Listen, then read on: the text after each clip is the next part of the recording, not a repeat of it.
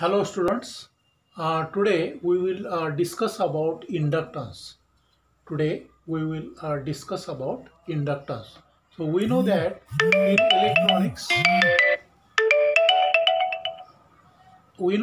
in electronics there are three important terms. What are these terms? Resistance, capacitance, and inductance. So resistance is the unit of resistor. Okay, it is measured in ohms, kilo ohms, mega ohms. Okay, so what is the function of resistor?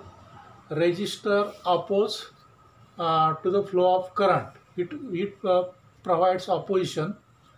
It opposes current. Okay, and it limits current in the circuit, and it divides the voltage. Okay, this is the function of resistor. Then what is the function of capacitor? So capacitor passes AC current and it blocks DC. Means it provides opposition to the DC. It opposes DC and it passes AC because its capacitive reactance is very low for AC, and its opposition for DC is infinity. So it opposes DC. Capacitor opposes DC and it pass AC. Okay. Then inductance. So the function of inductance is exactly opposite to the capacitance. So inductance passes DC. It allows to pass. Inductor allows to pass DC because its reactance, inductive reactance or opposition for DC is very low.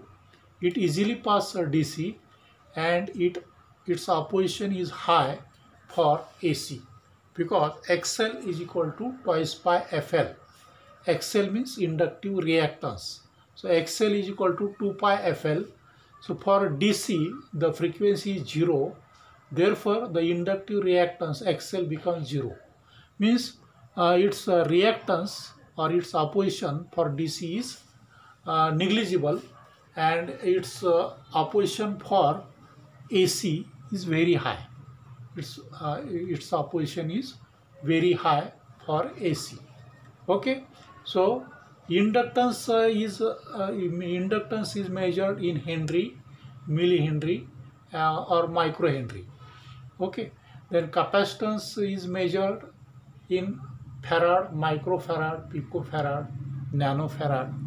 Then resistance, it is measured in ohms, kilo ohms, mega ohms. Okay, so we will discuss about inductance. So what is the definition of inductance? So it is the ability of conductor to produce induced voltage. It is the ability of conductor to produce induced voltage when current through it varies. That is, when AC current flows through conductor, and when AC currents, since it varies, therefore voltage is induced into the conductor or coil. Okay, so the ability of conductor to produce induced voltage when current through it changes or varies. So it is called as inductance. Okay, the induced voltage is the result of flux cutting across the conductor. Okay, it is the result of flux. When AC current flows through conductor, then there is a change in magnetic field or change in magnetic flux around the coil or around the conductor, and when the magnetic flux changes, then voltage is induced across the conductor. Because when AC current flows through it, then magnetic field varies or magnetic field changes its strength and its direction. So when DC current flows through conductor, then the magnetic field remains steady or it does not changes. The magnetic flux does not changes because DC current is unidirectional, or DC current flows only in one direction. Okay, it is steady. Therefore, there is no change in magnetic flux. Therefore, voltage will not induce. When DC current flows through coil, voltage will not induce. Okay. Then what is Faraday's law? When a conductor cuts the line of magnetic field, when conductor cuts the line of magnetic field or flux, an EMF is generated in the conductor. Okay. For example, if there is a magnet, there are two poles of magnet, and between the two poles of magnet, that is south and north pole, when a coil is rotated, then the flux cuts across the conductor, and therefore voltage or EMF is induced into the conductor. If we connect one bulb across the or small bulb or LED across the two ends of the conductor, then the LED will glow or it produce light. Okay, because voltage will be induced into the conductor, because there will be change in magnetic flux. When a coil is rotated between the two poles of magnet, then magnetic flux changes and its lines cut across the conductor, magnetic lines, and whenever there is change in magnetic flux, voltage or EMF, it is induced into the conductor. Okay. Also, when the magnetic flux changes, then voltage is induced into the conductor or into the coil. Okay. The voltage induced by induction depends upon three factors. This induced voltage depends upon three factors. First, amount of flux. Amount of flux. If the amount of flux is more or higher the number of magnetic lines of force, this magnetic lines of force is called as flux. Okay. The group of magnetic lines of force, it is called as flux.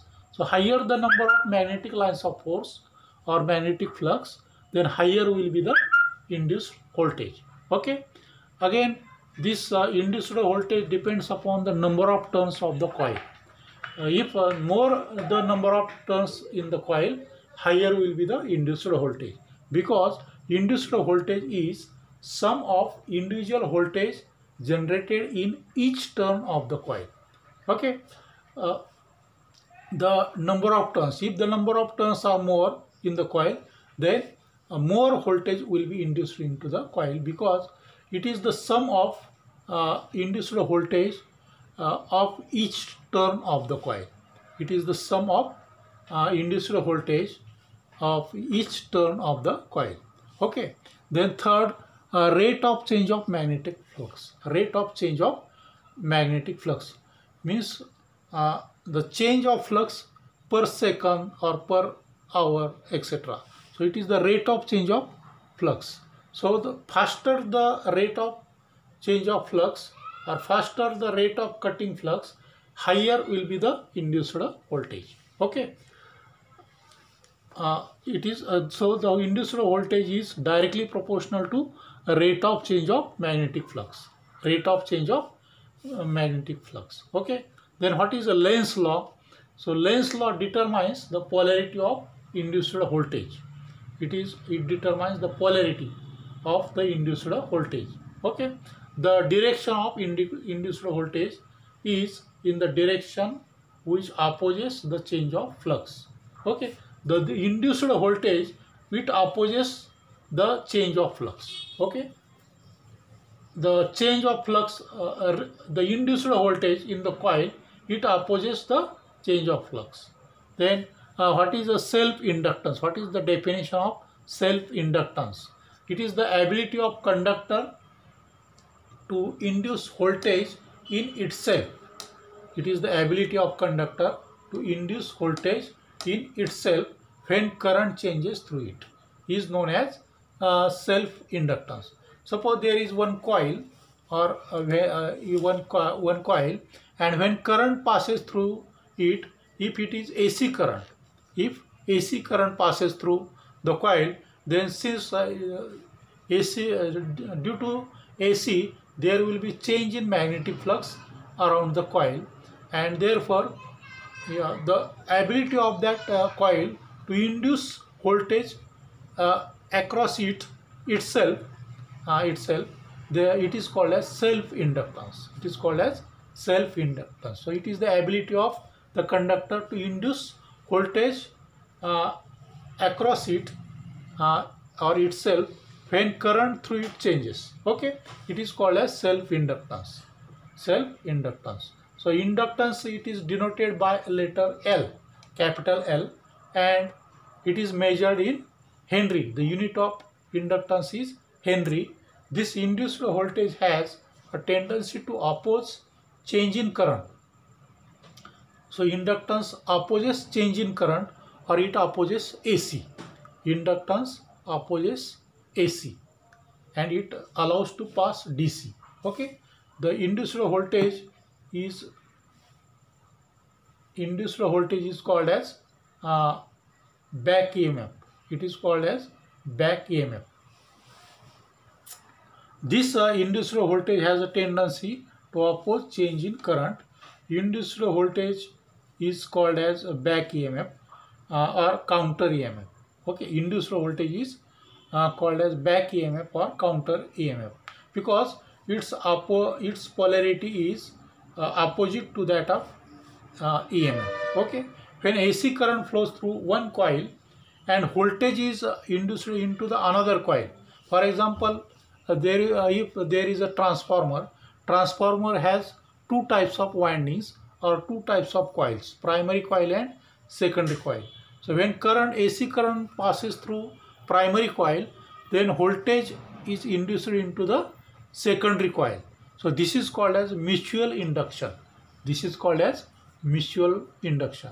So when current passes through one coil, when AC current passes through one coil and voltage is induced into the another coil, then this type of induction, it is called as mutual induction. Okay, so we will stop here.